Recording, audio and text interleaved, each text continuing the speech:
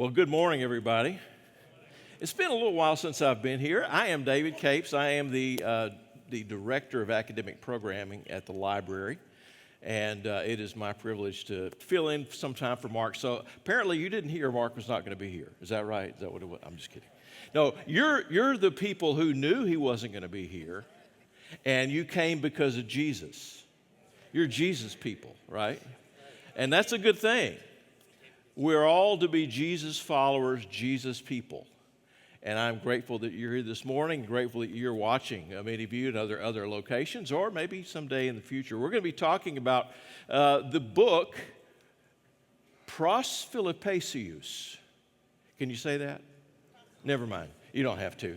Pros Philippians. We've got some people here who study in Greek, and Greek starts again this fall, by the way. If you've never studied Greek, you'd like to study Greek with us, starts again this fall, as well as Hebrew coming back this year in person, not online, but in person. But we'll be studying Pros Philippians, which means simply to the Philippians. And I am referring to it, I'm not sure what David's going to do, and I'm not sure what Brent's going to do, but I'm referring to this as an epistle of friendship. Maybe you've heard it called an epistle of joy before because the word joy occurs over and over and over again in the letter, and that's a very important kind of theme.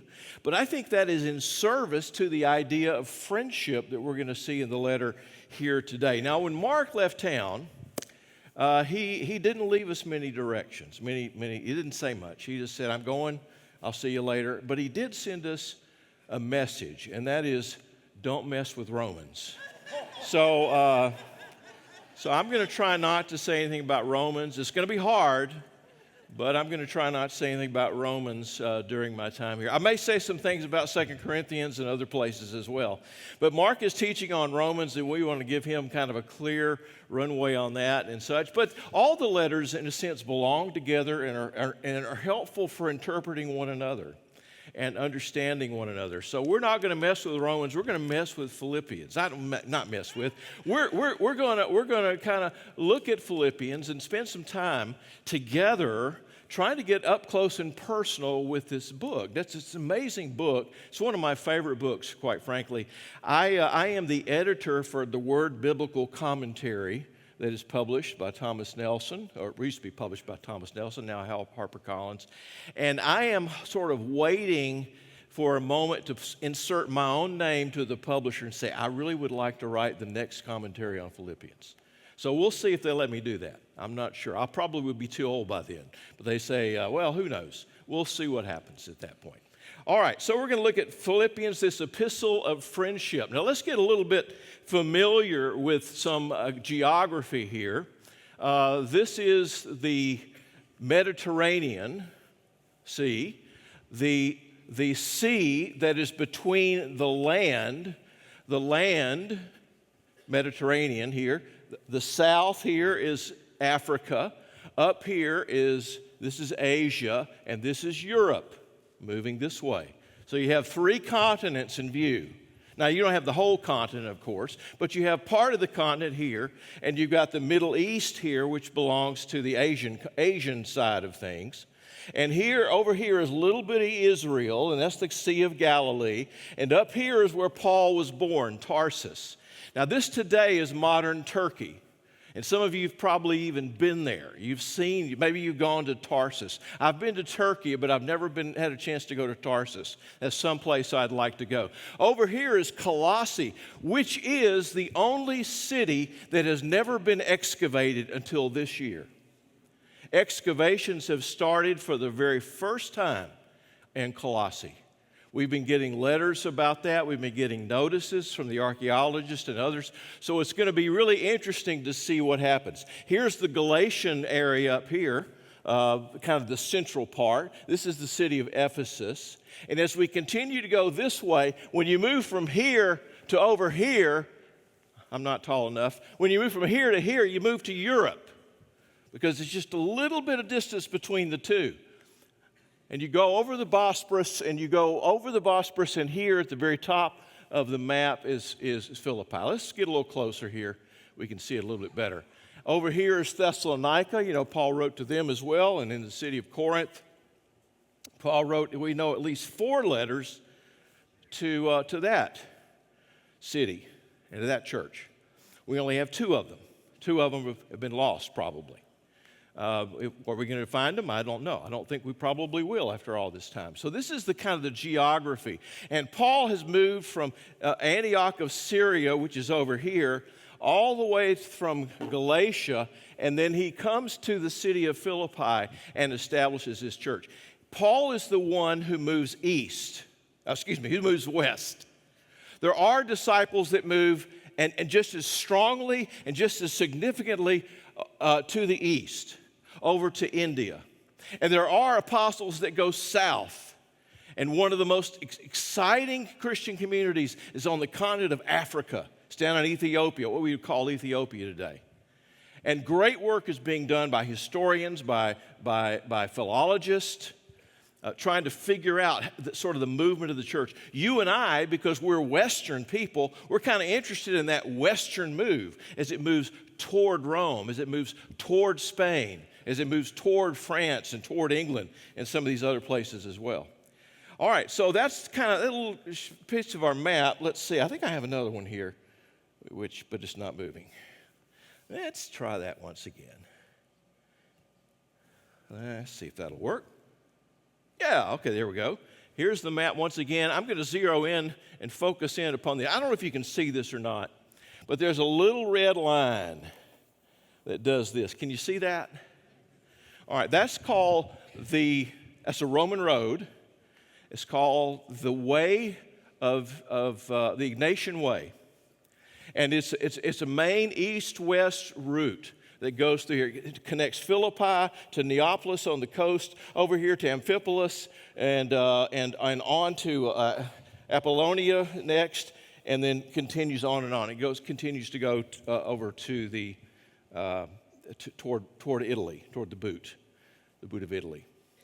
Now, one thing we can say about the Roman world that Paul finds himself in and the church finds itself in, the one thing that we can say about it is that they established colonies, and Philippi was one of those colonies, Roman colonies. And there's a reason for that. But the other thing that I want to know, we'll talk about it in a minute. The other thing is that it was even though it was in Greece, Macedonia, it was a very Roman kind of place.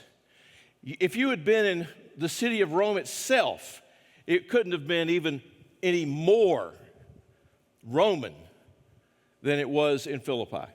And that was because so many of the people had been granted citizenship. And so many Roman soldiers had been settled there after some conflicts that we'll talk about in just a second.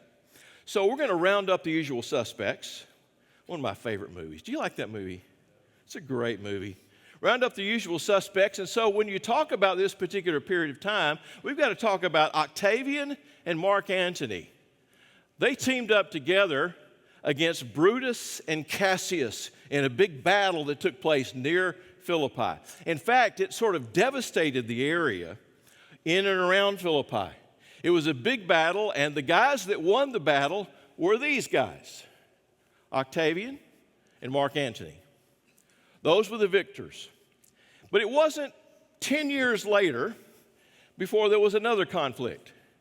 On this side, Octavian, down here, Mark Antony, went to battle on the other side of Greece in the Battle of Actium. And does anybody know who the victor of that was? Does anybody know? Could it be that man? Could it be Mark Antony? No. It was, in fact, the one that we call today and know today as Caesar Augustus. And that was this man, Octavian. So he is the one who becomes the next Caesar by virtue of having defeated Mark Antony, by virtue of now taking upon himself the name Caesar Augustus. And he was Caesar, he was emperor for a long time. He was emperor into the time of the birth of Jesus. He was emperor into the time of perhaps even the birth of Paul. We don't know exactly what year Paul was born. When we go to Philippi, one of the things that you see today, archaeological items, is this place here. It's the amphitheater. It's a very famous amphitheater. Is Dieter Tischler here by any chance? Dieter has stood there and recited the book of Philippians by memory, right? Am I right? He had memorized the book, and on a trip, how long ago was that, Dieter? 2023. So 2 years ago, he was in this place. Did you stand at the center? Off to the right? They wouldn't let you stand in the center, huh? Oh, other groups, okay. You're just being kind. But you recited for them, for the group that you were with, the entire book of Philippians. That sounds pretty remarkable, doesn't it? It is pretty remarkable. We don't memorize much anymore, do we? Memorize scripture? We don't memorize books. We might memorize, I think you're moving on next to John 11:27, right? Jesus wept. Is that right? Do what now? 11:35. Okay, I was off by a few verses. Yeah, 11:35, Jesus wept. No, I mean, it's remarkable that when we commit these things to memory and they take on, in a sense, they are the words of God that come to us from and through the Apostle Paul, indeed, and yet they have a way of giving us life and help in times when we need it. And when those times come, those texts come to our mind. Some of you have probably memorized scripture at some point in the past. Maybe it was as a child, and that verse is still with you, right? Maybe it's King James Version. Maybe it's New American Standard Version. It doesn't really matter. What matters is that it's in your brain, it's in your mind, it's in your consciousness. And even when it's not sitting there in front, it's there in the back, so that when moments come, you can bring those texts to mind. It's very important that we can do that. And I honestly am not happy the fact that we sometimes take that kind of Bible study, memorization, off the table. Say, well, we have all these modern Bibles, and we have different translations, and we have, yes, all that's true, but pick one. Just pick one. So here it is, a couple of things about the Philippian church. The Philippian church probably was maybe 50 to 80 people. Wasn't big. We could put 3 or 4 Philippian churches, maybe 5 or 6 in this room. This is not a big place. It was a house church. It met in a person's home because there were not separate buildings. And it was usually the home of someone who had a house that was a little bigger than everybody else. They could be the patron of the church. They could assist the church with some food perhaps when people gathered, or they could assist just by having space for people to gather. And this is what the Philippian church did. The other thing, too, is that most of the people in the Philippian church were blue-collar type people, from what we can tell. There were slaves, there were women, there were craftsmen, there were small business people. They were the salt of the earth. It was headed all by, we don't know. We think we know a few things about the constitution of the church, but let me show you how it all got started. We go back to the book of Acts, chapter 16, to kind of set the stage for this, a few verses. So setting sail from the city of Troas, that's close to the city of Troy, we made a direct voyage to Samothrace. Now, there is a big question about who is the we. We'll come back to that. And the following day, we went to Neapolis, which is the coastal town about 11 miles away from the city of Philippi. Philippi is on the road, Ignatian Way.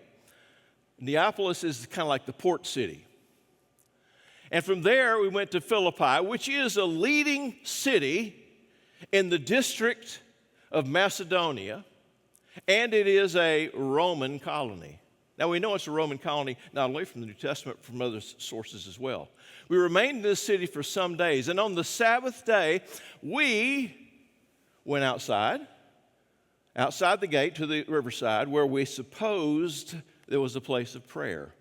And we sat down and spoke to the women who had come together.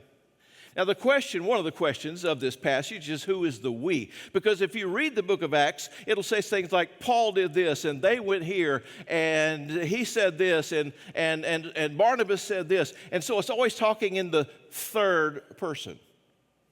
But all of a sudden, we have a change. From third person, he, she, it, he, to first person, plural, we. What we think is happening here is that Luke, who is the author of this letter, he's the one who wrote it down, he's the one who researched it. He also wrote the gospel called the Gospel Kata Lukon, according to Luke, that he had actually joined Paul, and these are his travel notes. It was not uncommon for people of education and of means, and when they traveled, they would keep a travel diary. Maybe some of you do that when you travel. And you remember, that was the day didn't we go to this place first and then that place? No. You find the notes and you get clarified. Yes, we went to Neapolis first and then we went to Philippi. I thought it was the other way around. No. Here's my diary. My diary tells me. So we think that there are sections of this book of Acts, where Luke actually refers to his travel diary, and he pulls it out and he says, this is what we did, and this is what we did. And it's a we, us. It's always in the plural. It's always first person.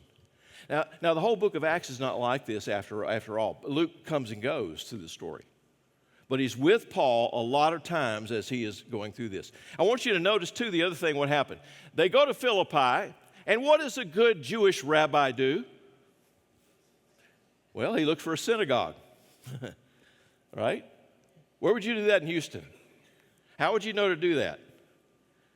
Houston's, by the way, is bigger than Philippi. But how would you go about doing it? How would you go about finding Jews, people like you? Right? Where would you go? Go to Google. No.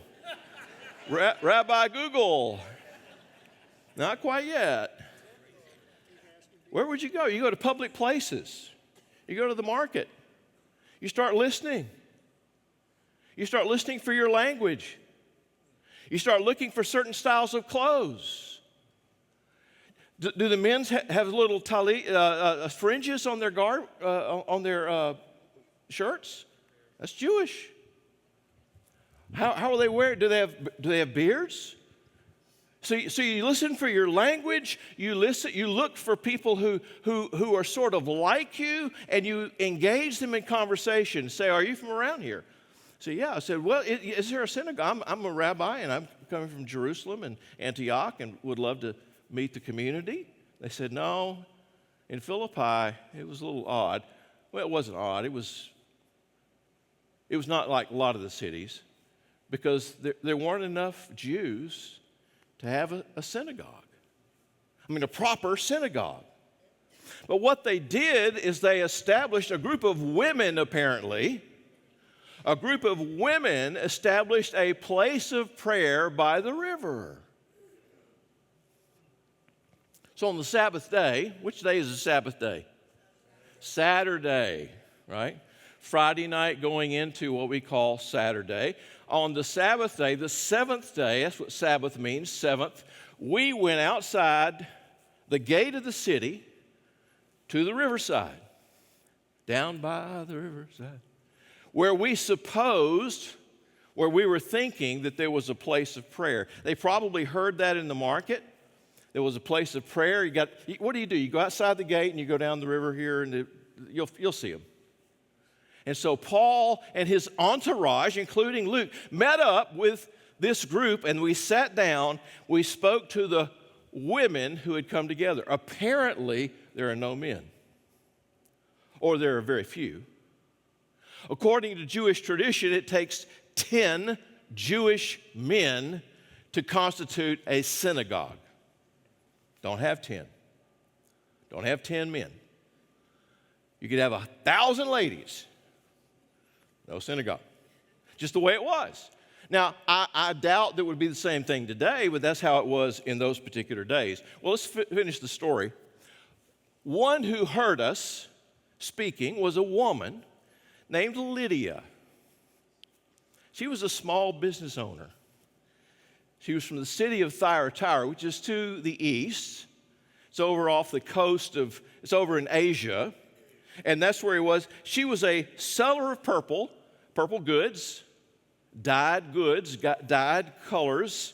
She was a worshiper of God, and the Lord, probably hear a bit, the Lord Jesus opened her heart to pay attention to what was being said by Paul. And after she was baptized, she became a convert right there.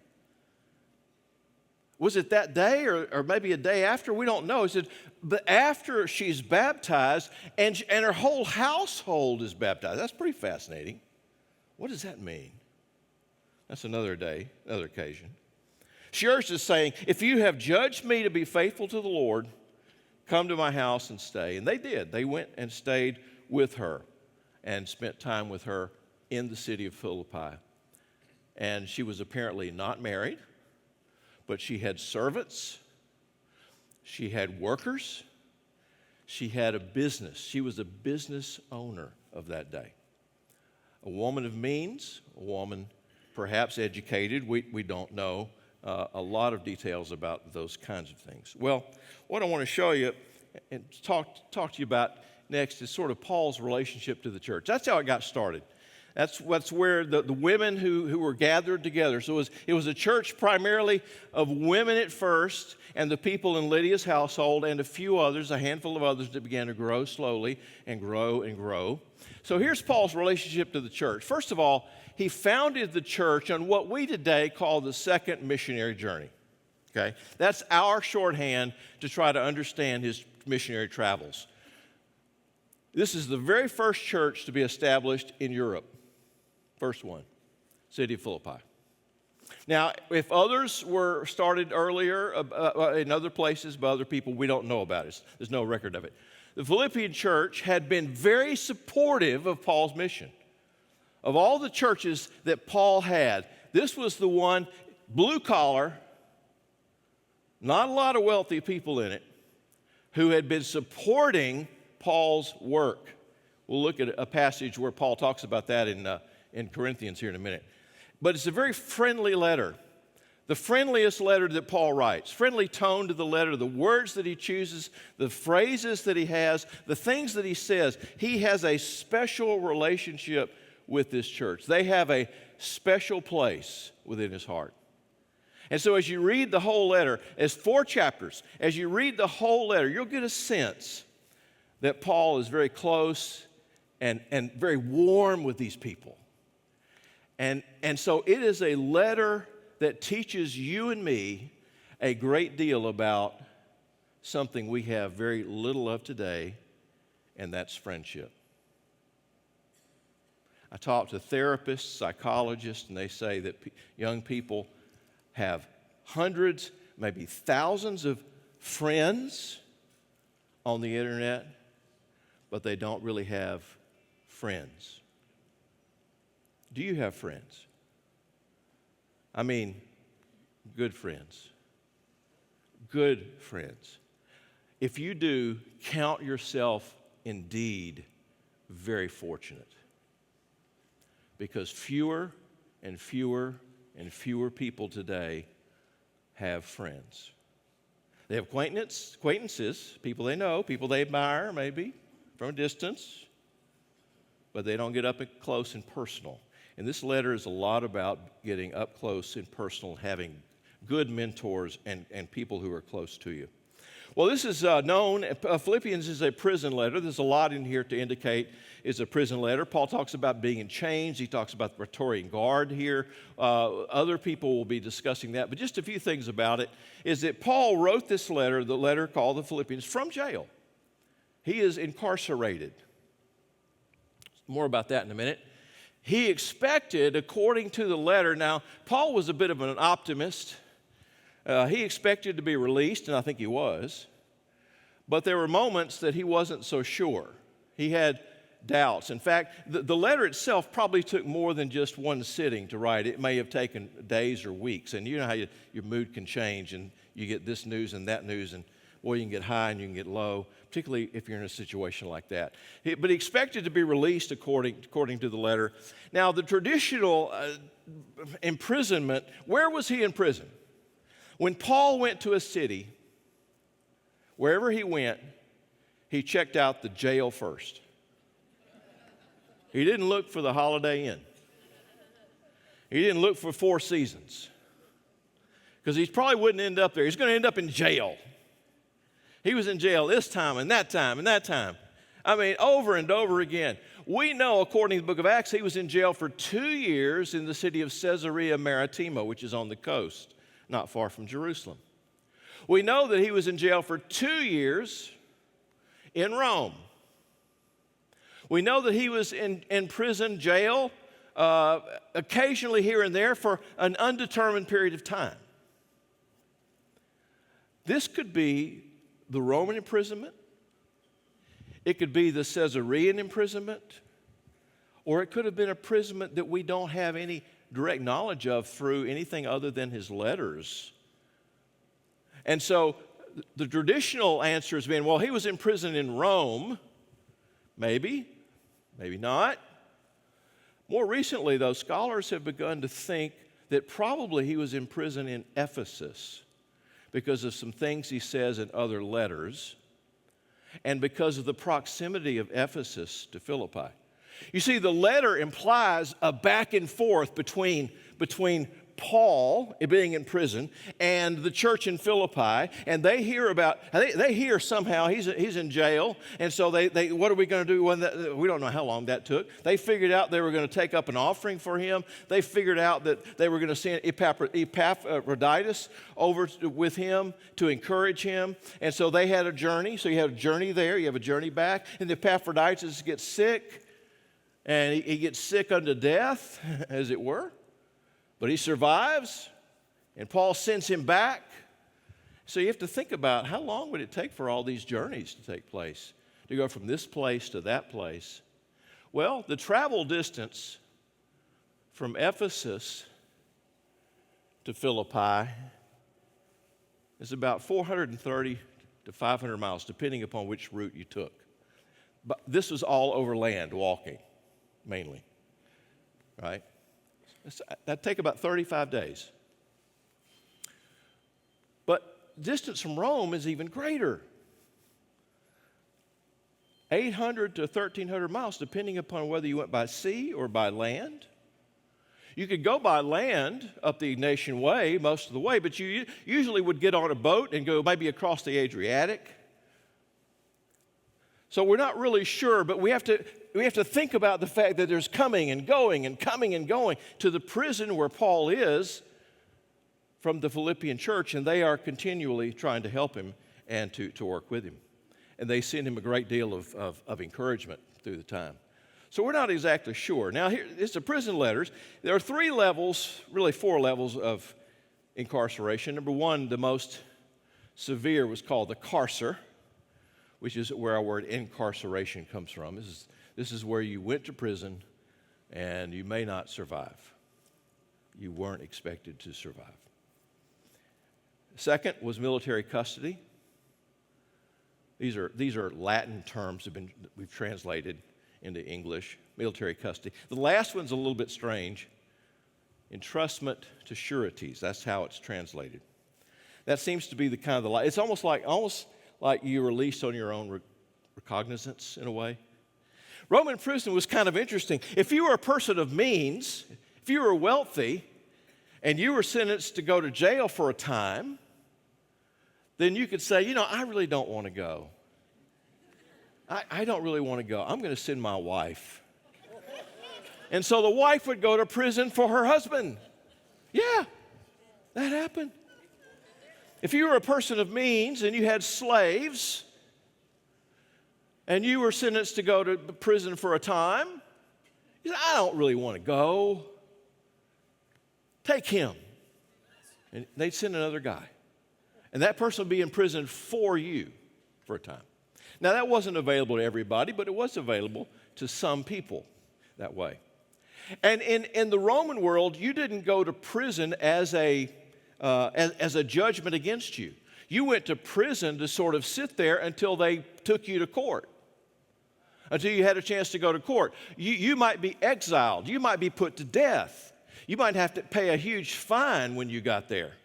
That wasn't, going to jail was not the sentence, the judgment against you. You just went there until you either bribed somebody, if you had enough money, which is what some people think they were trying to get Paul to do. Why don't you just pay, get out?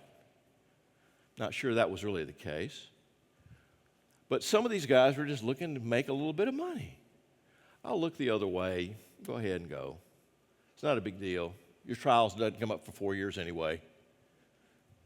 You just sit here and be pain in my neck for 4 years. I mean, that's the kind of things that happened in a Roman prison situation. So, based upon everything we know, we think that Paul is probably under this kind of middle form of military custody. The Roman military or the regional military would take control of Paul. He would be in prison until such time that there was some sort of a trial and a judgment made against him, which could be a variety of things. Very often it was exile. You would be just cast away, and you'd be taken to an island that nobody ever wanted to buy real estate on, and that's where you would stay the rest of your life. That happened. That happened to a number of people. Well, there's a number of other things we should say. Paul wrote Philippians from this kind of military custody. And what we know is that people could come and go to see Paul. The Christian community there, whether it was Ephesus or Caesarea or Rome, they supported him some. And that means they brought him food, because they didn't give you 3 hots and a cot. They didn't. You didn't go and get meals. They said, well, we'll prepare your meals. No, they said, you've got to have friends here. They got to bring you food. If they don't bring you food, you starve, because the Romans aren't going to give you that. So you go to jail and you sit there and you hope that there are people out there who know you're in jail and who are your friends, and they start cooking for you, and they bring you food. And they bring you a blanket when it gets cold. That's the kind of thing, because you didn't sleep on a very comfortable bed, if there was a bed at all. He was able to communicate, we know, outside the jail. We see that in a variety of ways, and people were able to come and see him and bring him what he needed. Now, the fact that he wrote the letter means that people brought him materials to write with. It also means that he probably had access to a secretary. In the Greek world, that's called an amanuensis. An amanuensis was there to sort of take the dictation of a letter, write it down, usually on wax tablets, and then it was transferred over to papyrus after the letter was complete. But they started on wax tablets first. And it took weeks to do. It wasn't something you just dash off on a Friday night, or as you wanted to. His imprisonment there must have lasted quite a bit of time. It wasn't a short period of time, wherever he was. And that's why people have said, well, it's probably Caesarea, 2 years there. It's probably Rome, 2 years there. But it could well have been a 3 or 4 month period, maybe longer, in Ephesian jail. We just do not know that. Paul wrote a number of letters from prison. He wrote Philippians, as we've been talking about. He wrote Colossians. He wrote Ephesians. He wrote Philemon, a little letter to Philemon. And he also wrote from jail, though it's not classified as a prison letter, he wrote this letter from jail, and it's the very last letter that we know that he wrote, is 2 Timothy. A lot of people refer to it as his swan song, because by now he's pretty convinced that he's not going to make it out of this imprisonment. He thinks this is the end. And it could well have been. We don't know a lot of the chronology there. I want to talk about friendship This is a friendship letter, rhetorical analysis of the letter. When you start looking at what people say in a letter and how they say it, when you analyze it, it belongs to a genre of letters. Mark's big about talking about genre, right? This genre and that genre. That's very important to kind of understand what kind of letter this is. It comes from the ancient world, and there's a whole group of them called friendship letters. And it's probably the most common thing. Now, I want to talk a little bit about what that meant in the ancient world. And I want to begin pressing in upon you and ask you, are you a friend? Ask you, do you have friends? Friends are people, well, let me give you a couple first here. It was an important topic for philosophers. And throughout the book, we see these things arising and coming up. But here's what friendship involved, according to the culture of the day, the time of the day. Number one, friendship involved fellowship.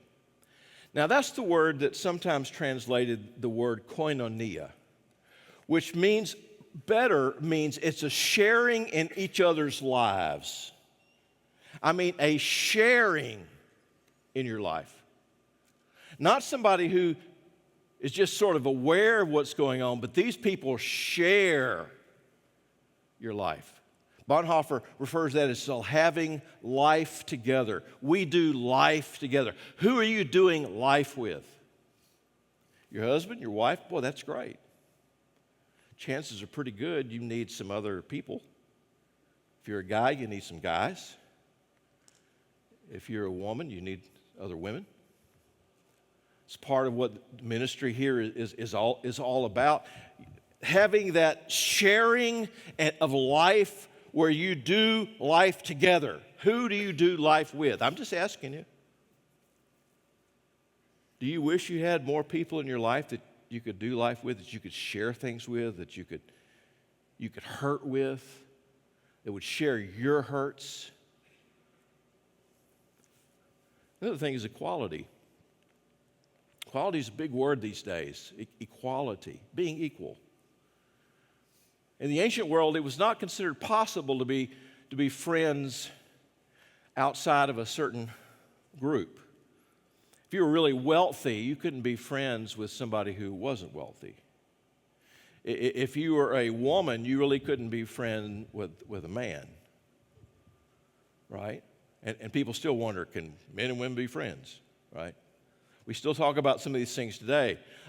If you were of a certain ethnic group, you couldn't be friends with somebody who's in a different ethnic group. That's the way they thought. But the church comes around and says, wait a minute, let's rethink some of that. Yes, we can have equality, and that equality could be men and women. It could be Jew and Gentile. It could be rich. It could be poor. And real friends. Not just sort of people that know a little bit about you. Deep, abiding friendship. Friends hold things in common. Friends hold things in common. This was true of the ancient world, true today. I was going back through a coin collection that I had when I was a kid. And I had a friend, his name was Tim McKay. Tim and I would just do stuff together. We'd share everything.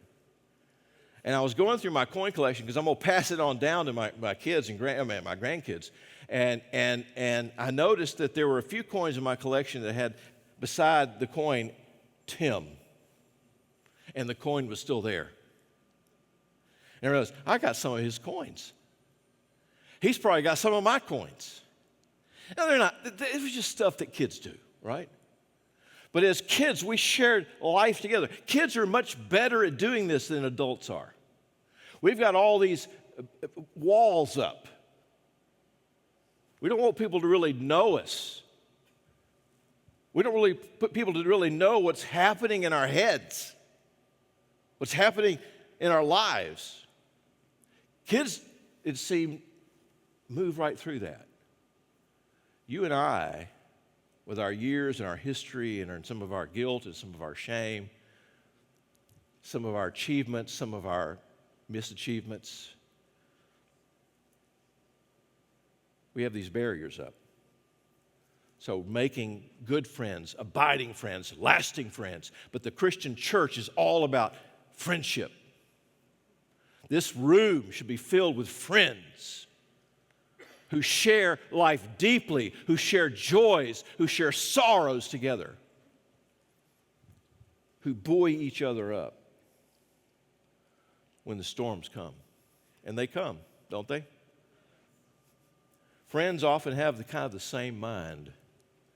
If you have friends long enough, they kind of know what you're thinking, right? My wife's my best friend. Glad to say that. But often I don't have to say a word. She knows exactly what I'm thinking. Does that ever happen to you? That's why sometimes guys never speak. She already knows what he's thinking. So they just get quiet, stay quiet for years. When they do speak, they get in trouble. Not true, not true. But a good friend is a person who shares the same mind as you, same thoughts, same understanding of things. That's what friendship's about. Let me show you a few things in the letter that I think are exhibiting this. One of the words is, it's translated here in this translation, partnership, but I translated on the other side as fellowship. It means a sharing of life together. And I thank my God in all my remembrance of you. This is from the very beginning of the letter. Always in every prayer of mine for you, all making my prayer with joy. Boy, I butchered that. Sorry. I thank my God in all my remembrance of you.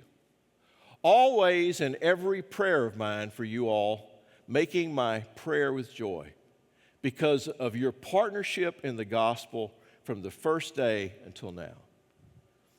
We have shared together in this mission, this message. We have shared it together. It has changed my life. It has changed your life. It has changed our lives together. And you are supporting me now in this mission. I am in prison. I can't make money. I need help. I'm not going to admit it, at least not too loud. But friends just know. You don't have to say to a friend, what can I do for you? Right? You just know. You know what to do. Sometimes they'll tell you, but you don't have to say, if they're going through a crisis or a tragedy in their life, well, is there something I can do for you? No, because a real friend just knows what to do. Because you have the same mind. And they know what you're going through. So we have been partners in the gospel from the first day until now.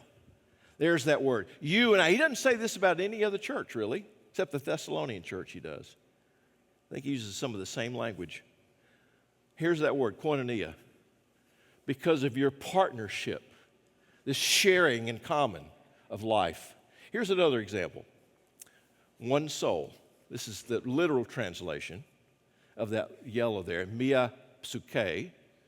Only let your manner of life be worthy of the gospel of Christ, so that whether I come and see you or whether I'm absent, I may hear that you are standing firm in one spirit, with one mind, striving side by side for the faith of the gospel, that you together have one mind. One brain. We share one brain, in a way. At least we should. Friends do that. You have one mind. You think the same thing. You value the same things. You hope the same things. You fear the same things. You have one mind. Today we would maybe translate this as maybe soulmate, right? You're my soulmate. You're the church that understands me. You get me like no other church gets me. And we have together this one mind, favoring and faithful to the gospel. Here else he says, I want you to complete my joy by being of the same mind. Notice how much it's about thinking, how you think.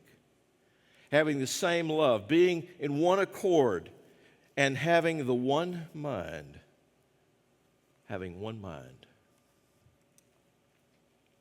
Here's another one of my favorites. Simple.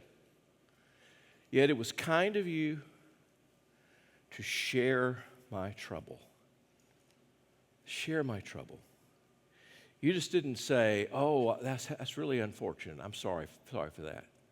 No, you took my trouble upon you. You took my weariness upon you. You took my financial loss upon you. You shared my trouble. Not just say, oh, that's a bad thing. I'm so sorry. Now, that's important. I don't want to say it's not.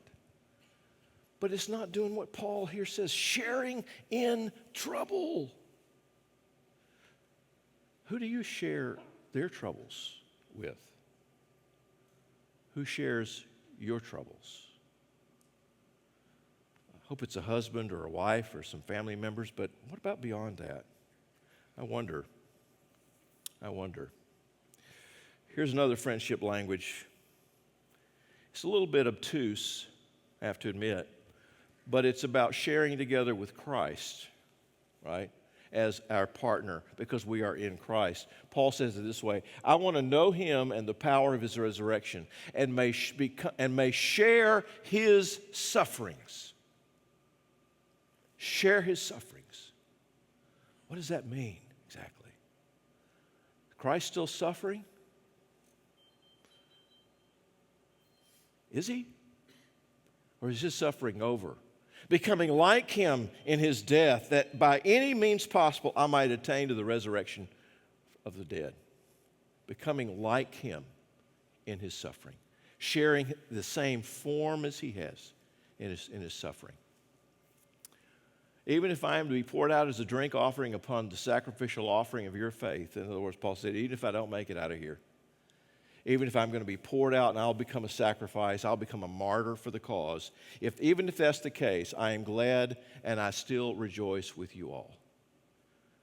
Paul said, yeah, that's a real inevitability that I am not going to make it out here. I hope I do. I'm planning on it. But if I don't, I'm still going to rejoice with you, because that's what friends do. Regardless of how bad things are in their own life, regardless of what's going on for them, when you have joy, they will share that joy. Who do you share joy with? I mean, real joy. Not just momentary little, oh, that's great, that's wonderful. Glad that happened. Glad you got a new car, whatever. You really share joy with. This is friendship. It's the way the Bible tells the story, at least. There's a lot more. We could look at the book of Proverbs, a lot about that. This fellow workers, you ask all, this is a little bit, again, hard to translate. Yes, I ask you also, true companion. I think that's probably not the right translation. Help these women who have labored side by side with me in the gospel, together with Clement and the rest of my fellow workers. Paul was the apostle. He was way up here, and yet he was saying, we're fellow workers. We're on the same level. Yes, in fact, Paul doesn't even say in this letter he's the apostle. Doesn't use that. He just says, I'm a servant of Christ. He didn't pull rank. He has to in some cases. Pretty important that he does. But with this church, he has a different disposition. He just says, we are fellow workers. We are fellow soldiers in the cause. We are, let's see, there's a couple more here. Fellow imitators. We all are imitating. We all are watching, thinking about Jesus and watching Jesus and watching and thinking about Jesus. And we are going to conform our lives to his life. That's our goal. That's our goal. Well, my time has gotten on here today. Wow. I've got so much cool stuff. I got to come back. Yeah. Please, Mark. Where are we? If you're watching it there. Okay, we're going to go straight to the kind of the end of all things here. And that is points for home. I like Legos. You like Legos? Well, points for home. Number one, friendship is central to the gospel. And there is a tremendous lack of friendship probably in your life. You don't have the kinds of friends that you would like. You don't have the kinds of friends that you would like to be for others. There are holes in your life because there's supposed to be a friend there. You've fallen because there was supposed to be a friend there to catch you, and there's not somebody like that. We live in a world today of separation. We live in a world today where we drive into our neighborhoods, we park in our garage, we go in the house, and we don't know who's next door or the next door or the next door or the next door. I want to encourage you today to think about what it means to be a friend and to seek a friend and to be a friend and to I guess that's where it starts. You don't look for somebody, you start being that person. Friendship is rare in this world. Doesn't have to be. But it means that we share life together. It means we share the ups and the downs and the ins and the outs, the highs and the lows. We just do life together. Have meals together. Who's been at your supper table in the last month? 6 weeks? 2 years? Who's been there? Some great people, I hope. But sometimes it starts with us just inviting somebody to come over to be with you, or you going to do something for someone else. It starts small, but it gains us great benefits in life. And the gospel is all about friendship. There's a passage in John's gospel where Jesus says, I used to call you students, disciples, but now I'm going to call you friends. It's pretty cool when Jesus calls you friends. There's a moment when you get a PhD. I was 34 years old.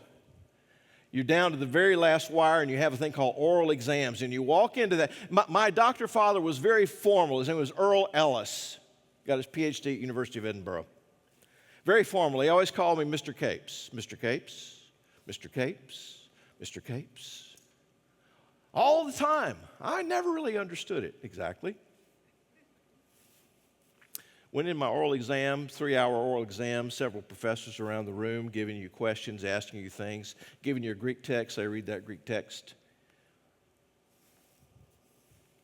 And then they send you out to the other room. It's 30, 45 minutes, something like that, where they discuss, is this person worthy of having a doctor of philosophy degree? And they have to vote. They have to decide. It's an interesting moment. Some of you understand this, if you've gotten a PhD or any kind of degree, I guess, where you get a knock on the door, and it was my doctor father, Earl Ellis, and he extended his hand and said, Dr. Capes, we are so glad that you passed your oral exam. From then on out. Now, that was a sweet moment. It's half a lifetime ago for me, right? But there comes a moment when somebody moves from just being an acquaintance to a real friend. I was having breakfast the other day with a former assistant of mine, and she and her husband were in Utah. We were in Utah together for a conference of Veritas Forum scholars. It was an amazing event. Condoleezza Rice was there. David Brooks was there from the New York Times, who, by the way, has recently become a Christian. Jewish guy from New York. Interesting story. But we were having breakfast. She used to call me Dr. Capes, Dr. Capes. And I came to a moment and said, look, you've known me long enough. Call me David. Don't call me Dr. Capes. We are friends. I care about you. I'm proud of you. We've moved to a different place. We are sharing life together. She had shared a lot of her griefs and a lot of her sorrows and things that had happened in her life the last couple of years. So we've moved to a different place. I am no longer to you, Dr. Capes. That was appropriate for a certain time, but now I'm a friend. Call me David. I try to get Pastor Jarrett to do that. Pastor Jarrett, he always called Dr. Capes, Dr. Capes, Dr. Don't call me that. Call me David. Said, I can't. That happens. I love this slide here. I love this slide. I'm not sure who said it. I think I said it. It's because it's smart.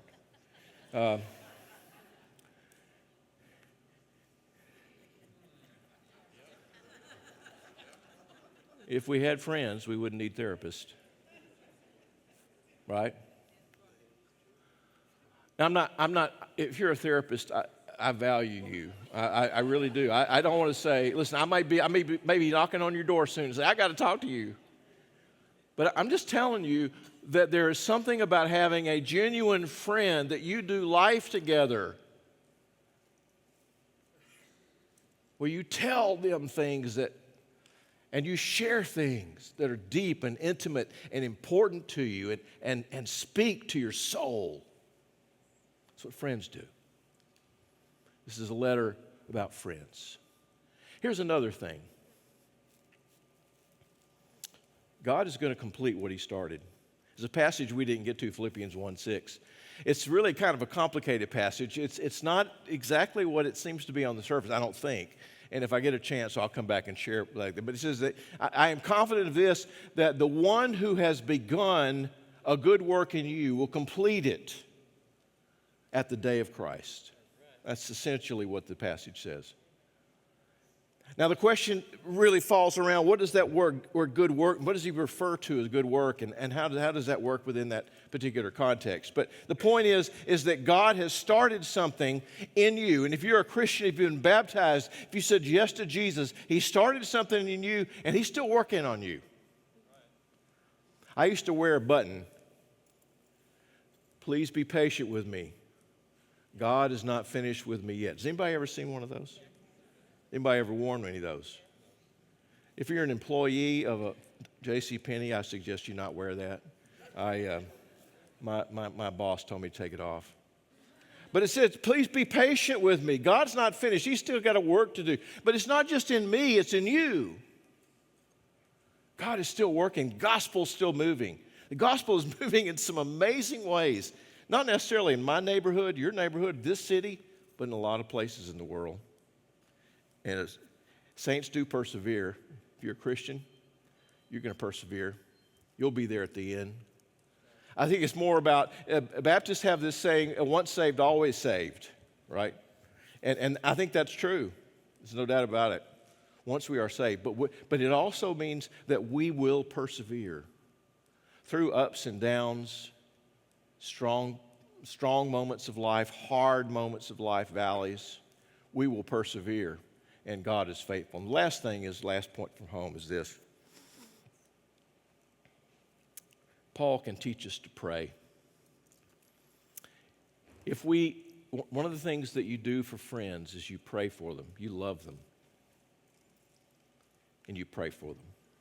And Paul can teach us to pray. And in just a moment as we stand, I'm going to ask you to stand. I'm going to pray for you. I'm going to pray for you in a sense the same prayer that Paul prayed for the Philippians. It's a version of that, but inspired by Paul's words himself as he spoke these words to this church. This is what I pray for you. And if we will read Paul's letters, we will understand what it means to pray for friends. Let's stand together. And if you would, bow your heads, close your eyes. You could look to heaven if you prefer. This is the prayer that Paul prayed, and I pray it for you. May your love for God and for one another and for your enemies grow and abound more and more.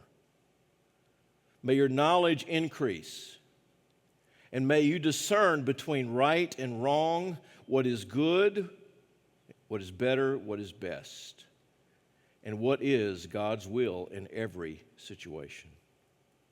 May you be found pure and blameless on the day when Christ returns. May you be filled with the fruit of righteousness that comes through Jesus, our Messiah King. To the glory and praise of God. Amen.